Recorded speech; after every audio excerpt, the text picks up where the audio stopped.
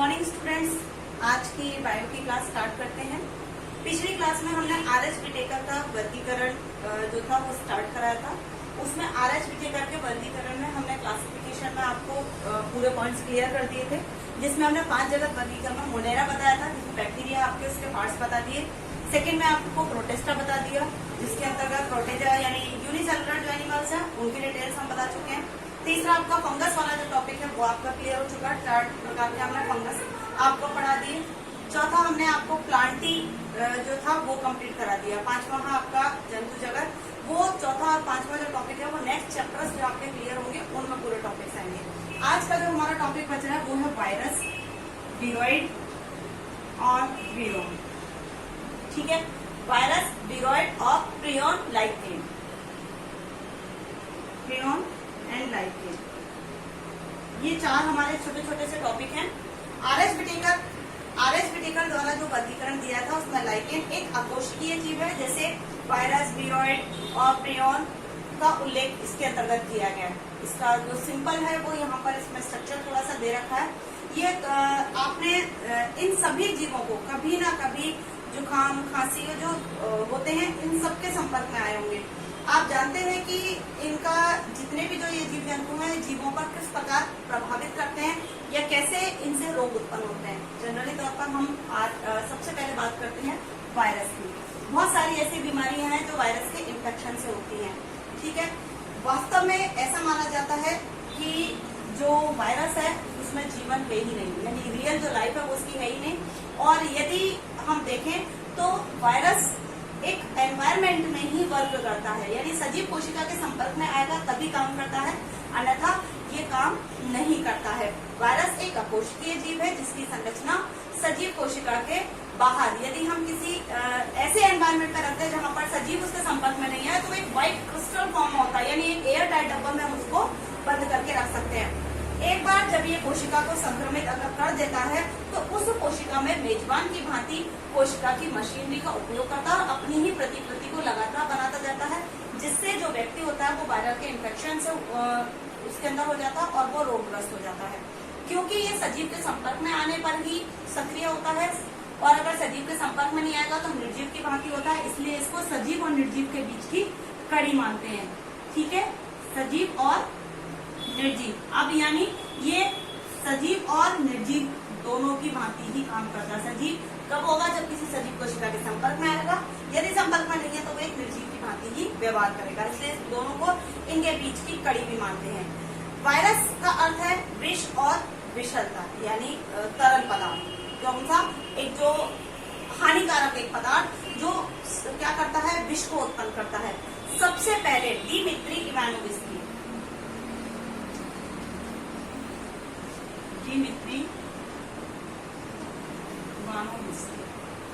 नामक एक साइंटिस्ट थे और इन साइंटिस्टों ने तंबाकू के पौधे पर जो टोबैको मोजेक वायरस है उसके रोगाणु की पहचान की, जिसे वायरस का नाम दिया गया। सबसे पहले तंबाकू के पौधे पर टोबैको यानी तंबाकू के पौधे पर इसका जो प्रयोग था वो किया गया, जिससे इसको ढूंढा गया और इसको ढूंढने के पश्चात देखा गया कि इसका आकार और आकृति यानी जीवाणु से भी छोटी है, यानी जिस फिल्टर पेपर से जीवाणु नहीं छानते थे उस फिल्टर पेपर से इनको विषाणुओं को छानने की कोशिश की गई, तो ये सभी उस फिल्टर पेपर को पार करके बाहर निकल गए। इससे पता चला कि इनका आकार और आकृति बहुत छोटे हैं। M.W. बेंजेडेरिक नामक एक वैज्ञानिक थे, इन्होंने देखा कि संक्रमित तंबाकू के पौधे का जो रस है यदि किसी स्वस्थ तंबाकू के पौधे पर डाल दिया जाए तो उस दूसरे पौधे को भी ये संक्रमित कर सकता है, यानी इन्फेक्टेड कर सकता है। उन्होंने इस रस को दूसरे पौधों पर यानी इसके अलावा दूसरे पौधों पर भी डाल करके देखा, तो उन्होंने देखा कि ये क्या हुआ, उस दूसरे पौधे को भी इसने इन्फेक्टेड कर दिया। विशिष्ट मेजबान संरचना के आधार पर वायरस एक अविकल्पी परजीवी के रूप में माना गया। वायरस में एक प्रकार का प्रोटीन होता है जो अतिरिक्त आनुवांशिक पदार्थ भी इसके अंतर्गत माना जाता है। अब जनरली तौर पर जीवों के अंदर कौन सा आनुवांशिक पदार्थ होता है? डीएनए और आरएनए, ये दोनों ही आनुवांशिक पदार्थ थे। जो अगर किसी जीव में डीएनए मौजूद नहीं है तो वहां पर आरएनए आनुवांशिक पदार्थ के रूप में काम करेगा, यानी एक पीढ़ी से दूसरी पीढ़ी में जो आनुवांशिक लक्षण है उनका स्थानांतरण इसके माध्यम से होता है। जब इसका अध्ययन किया गया वायरस का तो वायरस में देखा गया कि आरएनए अथवा डीएनए दोनों में से कोई भी एक हो सकता है। किसी भी वायरस में आरएनए तथा डीएनए दोनों नहीं पॉसिबल, यानी ना तो अगर डीएनए है तो आरएनए नहीं होगा, और अगर आरएनए है तो डीएनए को ही प्रायोरिटी दी जाएगी, वहां पर आरएनए आनुवंशिक पदार्थ के रूप में काम नहीं करेगा।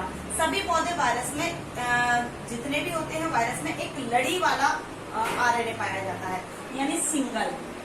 जबकि जो डीएनए है वो कैसा होता है, डीएनए डबल हेलिक्स होता है, और आरएनए जो होता है वो सिंगल होता है, सिंगल कड़ी के फॉर्म में पाया जाता है, यानी सिंगल संरचना होती है।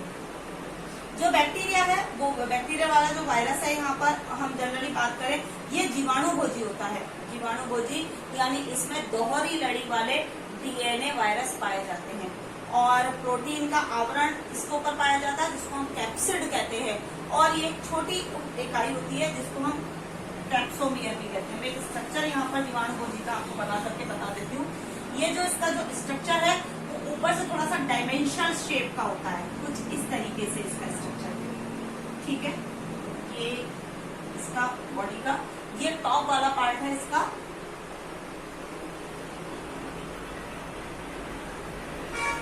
इस तरीके का इसका स्ट्रक्चर, यहाँ से ये ऊपर का, ये इसमें नीचे से यहाँ पर इसकी नेक, और फिर उसके बाद ये इसका कॉलर वाला पार्ट,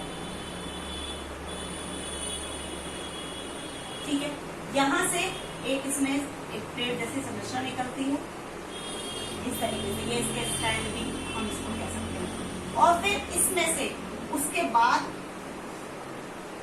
इस तरह का स्ट्रक्चर इसमें से निकलता है। ये 6 इसके अंदर लेग्स होती हैं, 6 पैर,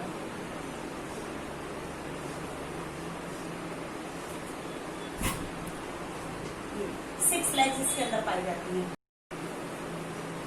ये वायरस का जीवाणुभोजी का स्ट्रक्चर, ये इसका शीर्ष वाला भाग, ये इसका कॉलर वाला भाग, ठीक है। ये जो आपको दिखाई दे रहा है ये है आच्छक, और ये इसके लेग्स जिसको हम पूंछ भी कह सकते हैं, ठीक है, तंतुरूपी पूंछ, ठीक है। ये एक जीवाणुभोजी का स्ट्रक्चर है। यहाँ पर इसमें जो पाकर प्रोटीन का आवरण इसमें पाया जाता है जिसको हम कैप्सिड कहते हैं। छोटी छोटी उप इकाइयां इसके अंदर यहाँ पर होती हैं जिसके इसको हम कैस्पोमियर कहते हैं। ये आपको दिखाई दे रहे हैं यहाँ पर छोटी छोटी जो यूनिट्स हैं, इनसे मिलकर के ये पूरा एक पार्ट बनता है। कैप्सिड के अंदर एक न्यूक्लिक एसिड होता है जो उसको संरक्षित करके रखता है इस वाले पार्ट को। ये एक षटकोणीय, एक कुंडलीनुमा बहुफलक ज्यामितीय के रूप में इसमें संरचना के रूप में पाता है। और इस वायरस से मम्स, चेचक, हर्पीज, इन्फ्लुएंजा जैसे रोग भी बन सकते हैं या उत्पन्न होते हैं। जनरली तौर पर मनुष्य में एड्स भी एक वायरल डिजीज होता है। फ्लू वगैरह बहुत सारे ऐसे वायरल डिजीज है। अभी भी अगर आपको पता हो तो एक वायरस और अभी चल रहा है यहाँ पर। कौन सा वायरस चल रहा है? कोरोना वायरस, ठीक है, नाम सुना होगा आपने।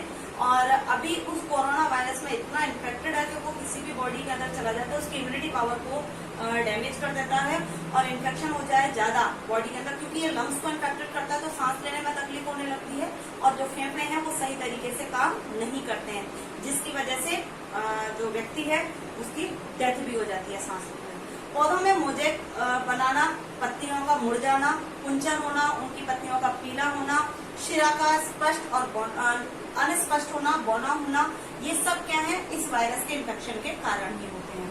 वायरस के बाद आता है सेकंड पॉइंट, वीरोइड, क्योंकि ये थोड़े छोटे छोटे से टॉपिक हैं।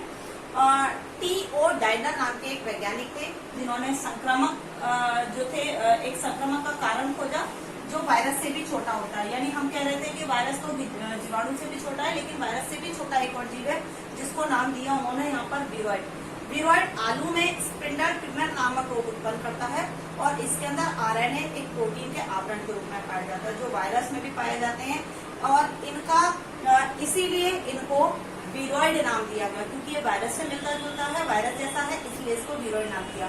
इसमें आरएनए का आणविक भार जो होता है वो वायरस की अपेक्षा कम होता है, ठीक है। तीसरा इसके अंतर्गत आता है प्रियॉन। आधुनिक चिकित्सा पद्धति में कुछ संक्रामक न्यूरोलॉजिकल बीमारियां असामान्य रूप से फोल्ड या प्रोटीन वाले कारकों के द्वारा प्रेषित होती हैं और इन कारकों के आकार में वायरस के आकार के आधार पर इन्हीं के समान है, इसलिए इन कारकों को हम यहाँ पर जो नाम है वो प्रियॉन दिया गया है, ठीक है। और यहाँ पर इसके द्वारा जीव जंतुओं में बहुत सारे ऐसे जो डिजीजेज हैं या जो बीमारियां हैं वो उत्पन्न होती हैं। और इन बीमारियों में कुछ एक बीमारियां हैं जैसे जिसको हम GR जैकब रोग, मनुष्य में होने वाला एक सामान्य प्रकार का रोग है। कुछ जीव जंतुओं में या एनिमल्स जो होते हैं पालतू पशु वगैरह, उनमें भी इस प्रकार के जो रोग हैं वो क्रियाओं के कारण संभव होते हैं। अब लास्ट जो पॉइंट आता है वो आता है लाइकेन। लाइकेन मैंने आपको पहले भी बताया था कि जब शैवाल और कवक एक साथ अगर वातावरण में पाए जाए तो लाइकेन्स उनको हम कहते हैं। लाइकेन शैवाल और कवक के सहजीवी जो रूप है उसको कहा जाता है। शैवाल जो पौधे हैं यानी जिसको हम शैवाल का जो घटक है उसको कहते हैं शैवलांश, यानी शैवाल का भाग, ठीक है। और कवक का जो भाग होता है उसको कहते हैं कवकांश। तो पार्ट हो गए ना, और ये दोनों मिलकर लाइकेन बनाते हैं यानी लाइकेन का निर्माण करते हैं। और यहाँ पर कवक के घटक को हम माइक्रोबायोन्ट भी या कवकांश भी कह सकते हैं। कवक शैवाल के लिए आश्रय प्रदान करता है, जबकि जो शैवाल है वो क्या करता है, इसके लिए भोजन उपलब्ध कराता है सूर्य के प्रकाश की उपस्थिति में। और ये दोनों ही सामान्य रूप से साथ साथ रहते हैं। शैवाल इसके लिए आश्रय देता है और खनिज तथा जल लवण अवशोषित करता है। और इसका जो सहवास है इतना घनिष्ठ होता है कि प्रकृति में इनको आसानी से पहचाना भी नहीं जा सकता, ठीक है। हम एनवायरमेंट में इनको मुक्त रूप से अगर हम देखें तो इसमें अंतर नहीं कर सकते कि इसमें कौन सा शैवाल का भाग है और कौन सा कवक का भाग है। लाइकेन को पॉल्यूशन का इंडिकेटर भी कहा जाता है कि जिन क्षेत्रों पर हमें पॉल्यूशन नहीं पाया जाता वहां पर पाया जाता है। ये चट्टानों पर, पेड़ पौधों पर पाए जाते हैं।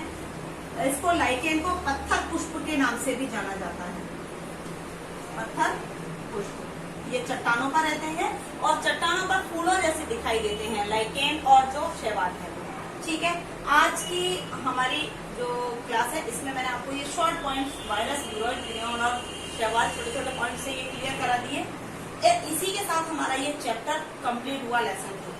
थर्ड जो हमारा चैप्टर हम स्टार्ट करेंगे उस चैप्टर में आपके प्लांट्स का क्लासिफिकेशन है।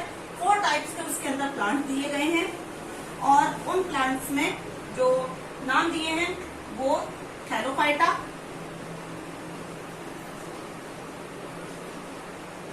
ब्रायोफाइटा, टेरिडोफाइटा,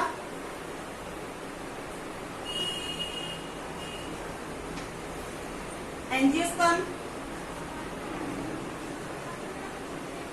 और जिम्नोस्पर्म,